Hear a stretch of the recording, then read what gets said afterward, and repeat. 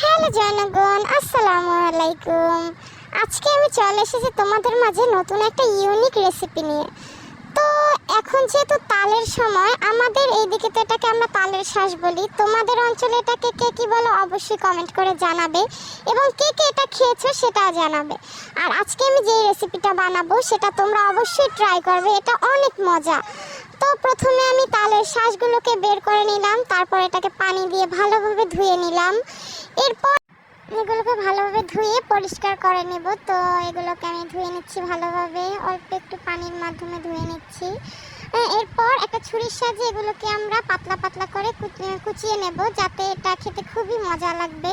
এটা আমার কাছে অনেক বেশি ভালো লাগে। এটা কিন্তু খালি খেতেও অনেক বেশি মজা, কিন্তু আমি আবার আজকে একটু নিউ কিছু তৈরি করলাম। যেহেতু আমি তোমাদের মুন্নি আপু, সো আমি তো তোমাদের জন্য নিউ কিছু রেডি করবই। তো আমি এগুলোকে কুচি কুচি করে কেটে সেটা দিয়ে একটা ভর্তা বানাবো। তো আমি এটাকে আবার পানি অ্যাড করে একটু ধুয়ে নেব। এরপর আমরা এটাকে ভর্তার জন্য রেডি করব।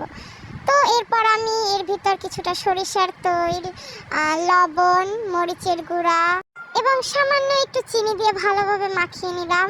এবং এটা খেতে গাইস, ট্রাস্ট মি, এত বেশি মজা হয়েছিল যে আমার বাসার সবাই এটাকে চেটেপুটে খেয়ে ফেলেছে। অ্যান্ড আমাকে তো বলেছে নেক্সট টাইম আবার এটা তৈরি করতে। তো এরপর ভাবলাম যে শুধু কি একটা বানাবো, এরপর আমি এটা দিয়ে একটা ড্রিঙ্কস তৈরি করলাম। তো এটার ভিতরে আমি একটু চিনি, একটু লেবুর রস এবং কিছুটা পরিমাণ তালশাঁস দিয়ে এটাকে আমি একটা ড্রিঙ্কস তৈরি করলাম। গাইস, এটা কিন্তু একদম ড্রিঙ্কের মতো হয়েছে, অ্যান্ড এটা খেতে এত বেশি মজা, একদম রিফ্রেশিং একটা টেস্ট দিচ্ছিল।